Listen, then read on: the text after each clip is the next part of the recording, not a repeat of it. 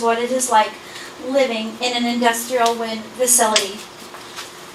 For example, Jerome Powers and Kevin Aderish, both from rural Wagner, South Dakota, from the Beethoven Wind Project that became operational in 2015. Jerome, who lives about 1.5 miles away from the turbines, from 7 of them. He suffers from sleep disorders, migraines, agitated mood swings, can hear the turbines every day or night, no matter what the wind direction, as long as it's blowing. He is in direct conflict with his own son, and listening to him cry at a public hearing about not being able to see his grandchildren is what the wind does to him. Kevin, farm place, 1/4 of a mile away from the nearest turbine, 1,320 feet, has left that home.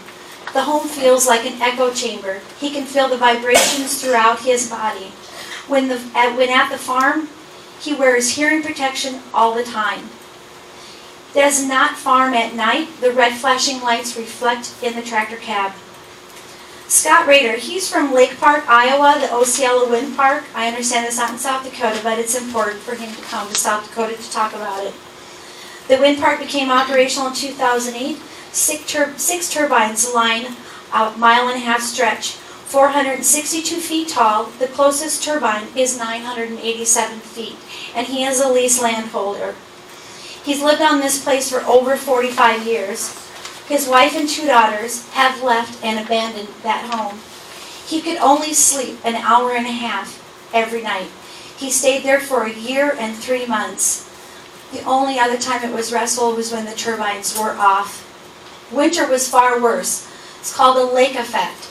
Loudest was at 10 to 15 miles per hour, which is 2/3 of the time where he lives. Flicker for him was unbearable. He said it was like turning a light switch on and off. He's seen a man tiling jump out of a hole because he thought the hole was caving in on him. He is a leaseholder. He has 2 turbines on his property. One was hit by lightning and is not functional, and the debris flew 1/4 of a mile away. Vicki May from Nebraska, 50 miles from Wagner, South Dakota, Grand Prairie Wind Farm, 200 turbines, 443 feet tall. Closest turbine, 1 mile and 3/8. It became operational in 2016. It sounds like a jet engine revving, but never taking off. And she said, first heard it October 29th at 7:36 p.m. It reminds her every day. She remembers the exact moment. She said to her husband, "What is that sound?" As they were sitting in the living room. They stepped outside. She said, "Those aren't those turbines, are they?" Her husband was on the county planning board. These are just a few people, ones whom were brave enough to step forward and testify. And we must not forget David James in Astoria, Dual County. There is never a peaceful night when the turbines are running. How many people will be affected in Grant County? How many turbines do you plan on putting up? How many will be 1,500 feet from people's homes? Decommissioning. Your decommissioning ordinance is weak, and we've heard that before. Falmouth, Massachusetts, and a Canadian wind farm who was, back in 2012, those bids for decommissioning on both of those, $500,000 each turbine. Your decommissioning is only requesting $5,000 a year per turbine. In 30 years, that will only be $150,000 plus some interest. Who will be responsible for the huge shortage, which could be a minimum of $350,000 each turbine? Okay, so I thank you for your time this evening. I hope I answered your questions, Mark, concerning that, and that's it. Thanks. Thank you, Teresa.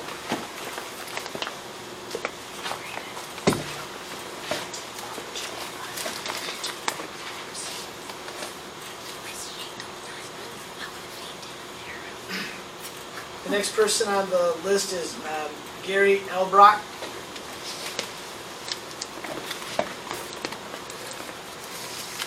Good evening, Gary Elbrock, 17539 468th Avenue, Goodwin, South Dakota. I'm just going to go off the cuff here. I've been to a lot of these meetings. I I've heard a lot about setbacks, about shadow flicker, about DBAs, all those things that come into play. You guys can really make a difference if you really think this through. This is a big deal.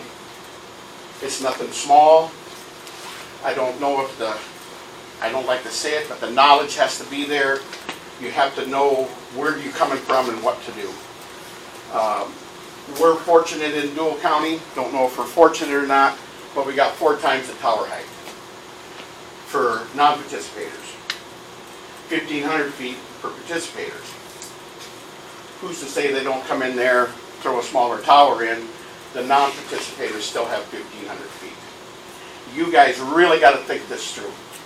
It's nothing that's gonna affect everybody. Yes, there's a few people that are gonna get money from it. They don't care about their neighbors. It's just not right. The DBAs, when we see the sheets on our application, some of the noise levels at 2,200 feet. That's where I got a tower by my house. It's 2,200 feet away. And the DBA on that is 42 decibels.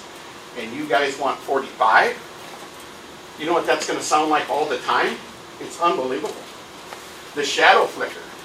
The shadow flicker at my place is 23 hours a year. What the heck? Who wants to live with that? You can't let that happen. You guys can make the difference right here. You can be different than everybody else. You don't have to listen to First District. You need to make your decision yourself. If you're in a contract and you're a conflict of interest, there will be issues. There will be people in this room that will sue you. And it will happen. Guarantee it. Every one of you. So please, you know, my roots from my dad was in Grant County. Grew up by Nassau, right on the Minnesota-South Dakota border. If he's seen this, he would just roll over. So that's all I'm going to say. You guys need to make the right choices. Thank you. Thank you, Gary. Yep.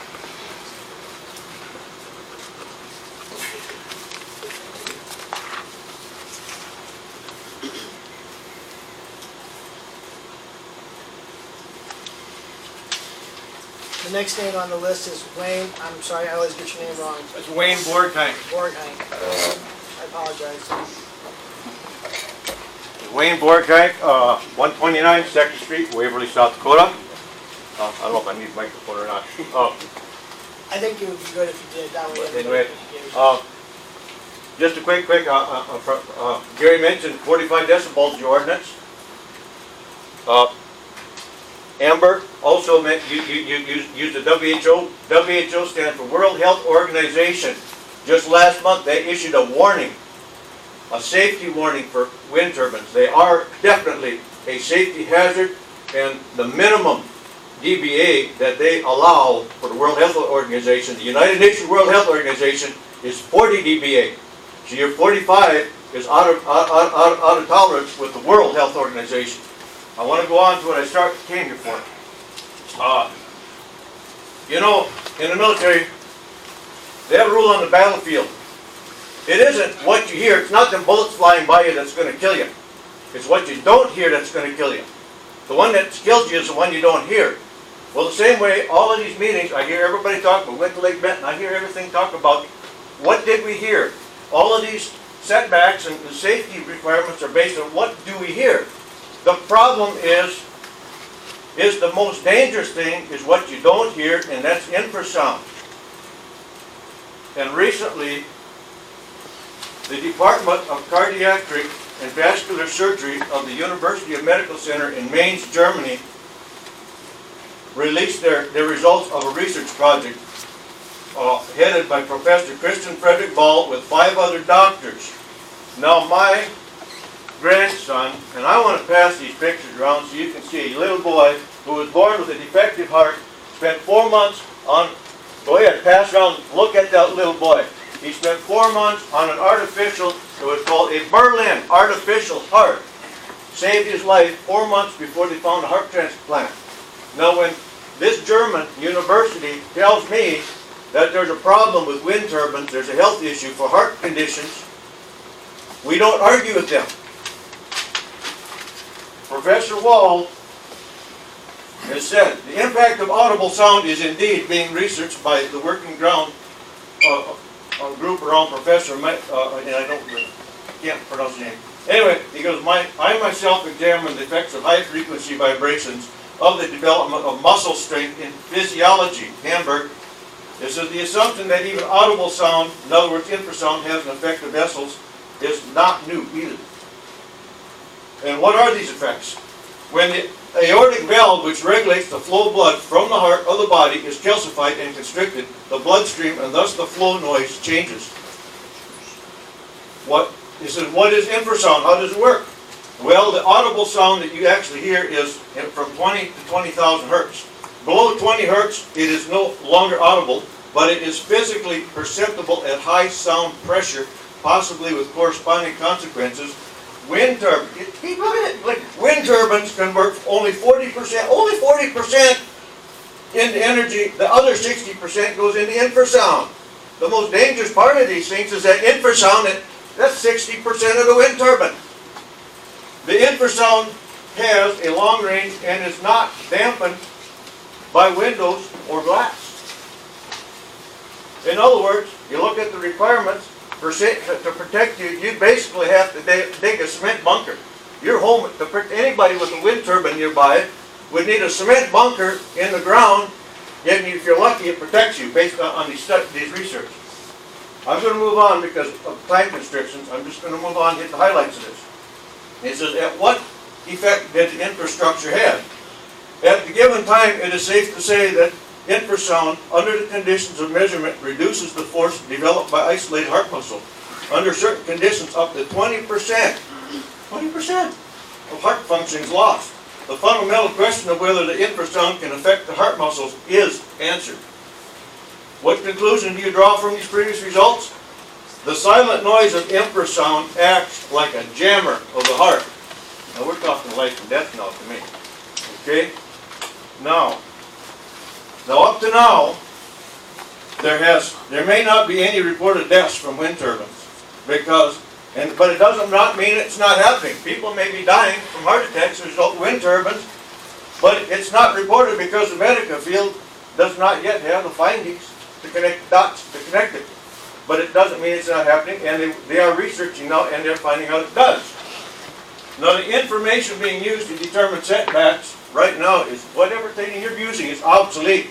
Just last spring, the Australian Administrative Appeals Tribunal held that noise annoyance caused by wind turbine generated low frequency noise and infrasound is a plausible pathway to disease based on the established association between noise annoyance and some diseases, including hypertension and cardiovascular disease, possibly mediated in part by disturbed sleep and or physiological stress or distress. The Administrative Tribunal also slammed the wind turbine noise standards as irrelevant and therefore totally unfit for purpose. So the present standards are totally obsolete. Whether it's Australia or US, it's the same wind turbine, the same safety standards should apply. Okay? Same threat is there. They said, the court finds that wind turbine noise exposure is a pathway to disease. Now, because under these conditions there is not yet a determined safe zone, or even if there is a safe zone to protect these heart conditions, because research is ongoing. And I don't think anybody in this room has the knowledge or the expertise to make that determination or change it. We're talking life and death here. When we start talking about heart health, to me, you look at that little boy, that's heart. That's heart. Everybody with a heart condition, that's your life. There's no joke to mess with that. And until the determinations are made, what may be a safe distance for these heart conditions.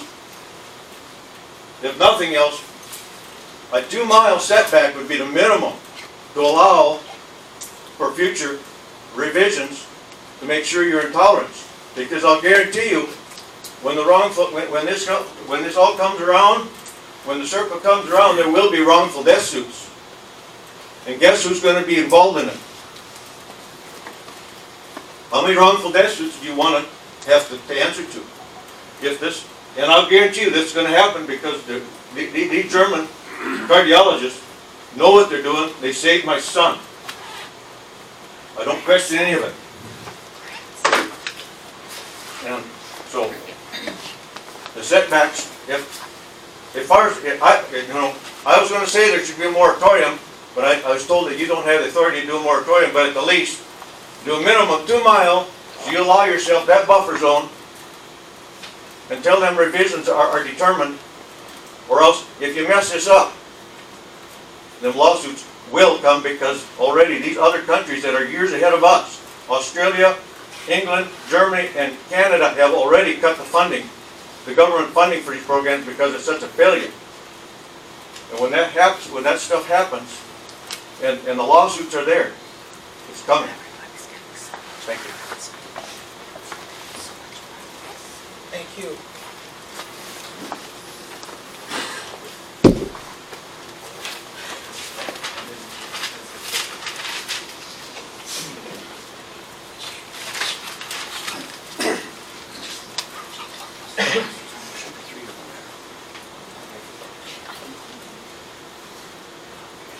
The next name on the list is Al Robish.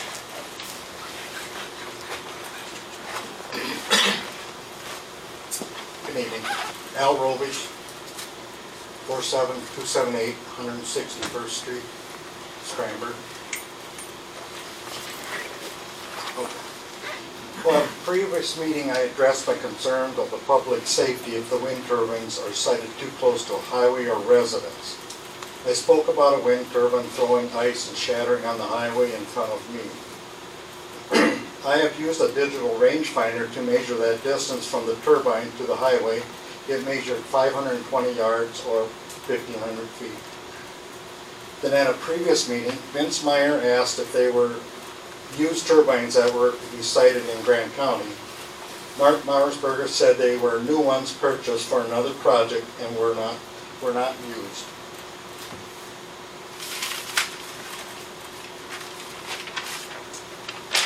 Okay, and these turbines have never been used in South Dakota or U.S. I understand, or they're not from, been in the U.S. It should be a requirement to know the manufacturer's safety zone before the siting setback requirements are decided. It is the Planning and Zoning Board's duty to protect the public safety no matter who that is. I have pictures of a couple of other industrial wind turbine sites where they were warning the public of the dangers of the ice throws.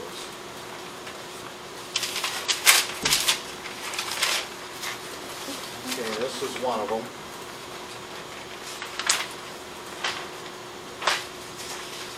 This is one of them.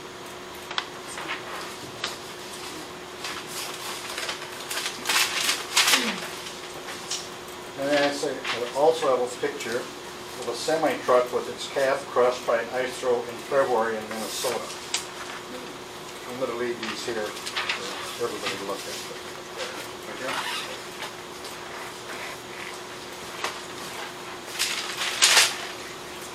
I hope Grant County does not make the national news with a school bus full of kids getting hit by an ice throw or broken blade like in Ohio and Pennsylvania. These turbines should be sited in miles, not feet, from a resident or a highway. Thank you for your time. Thank you, Al.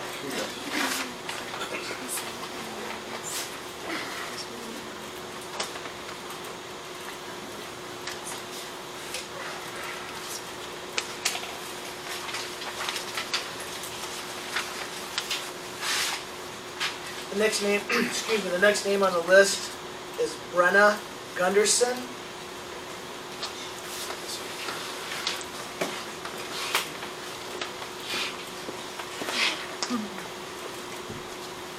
I think I'll sit too. My name is Brenna Gunderson, and the address is 8665 Hudson Boulevard North.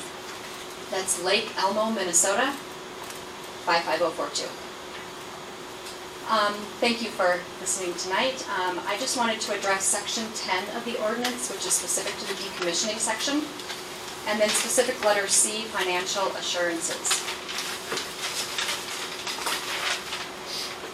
So I would propose maybe taking two approaches here. One would be if the wind project is subject to PUC jurisdiction, and then if it's not. So if it is subject to PUC jurisdiction, then proposing language that would, something like Grant County would defer the financial assurance requirement to the PUC when and if they granted a final order. This would avoid any kind of duplicative financial assurances to both the state and the county. If the project is not under the jurisdiction of the PUC, then language that you currently have lists a whole lot of different types of financial assurance, which including escrow account seems reasonable. However, the plan itself seems to be more specific to an escrow account and not necessarily to all of them. So also the language was taken directly from the order from the PUC for another project, and that may not apply to all projects. So just something to think about there. Also, an escrow account can't guarantee that it would not be subject to bankruptcy, so it's just not something that could be assured. So, thank you for your time.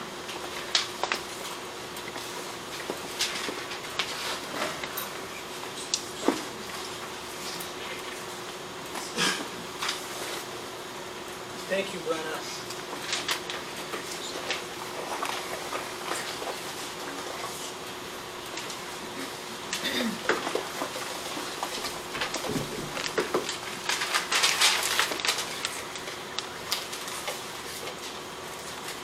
Excuse me, the next name on the list is Mr. Michael Miller.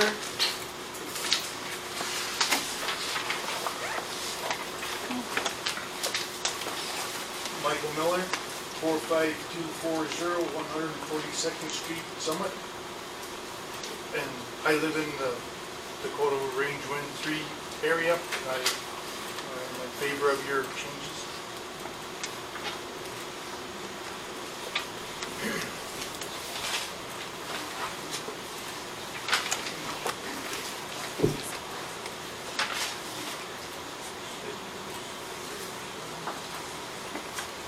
Thank you, Mr. Miller.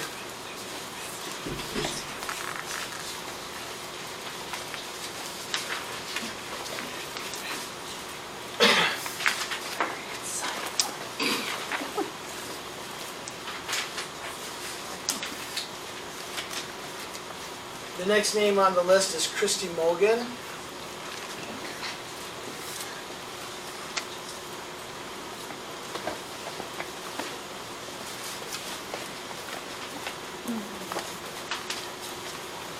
Hi, my name's Christy Mogan, 15160 471st Avenue, Twin Brook, South Dakota. I'm going to first address what Brenna had to say about the decommissioning. Yes, that was from the PUC, but here's the deal. You can't abdicate your power. You have to do that. You cannot give it to the PUC. If you do, you're giving up local control. Okay? So decommissioning should be handled right here.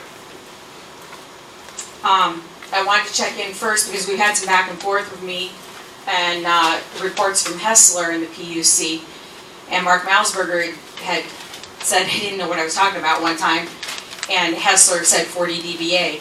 If you happen to read the newspaper and the letters to the editor, it was mentioned to listen to the last PUC hearing. So since we started this, there's been 3 dockets done. There's a lot of information out there, but the last one was really compelling. Teresa Cause had talked about the people who were there. 6 South Dakotans were talking about turbines and how they impact their lives. At that one, Hessler, who is the expert hired by the PUC, he said 40 dBA, and he even whispered a little bit about 2-mile setback. you really should be listening to that last docket for prevailing winds. That's 18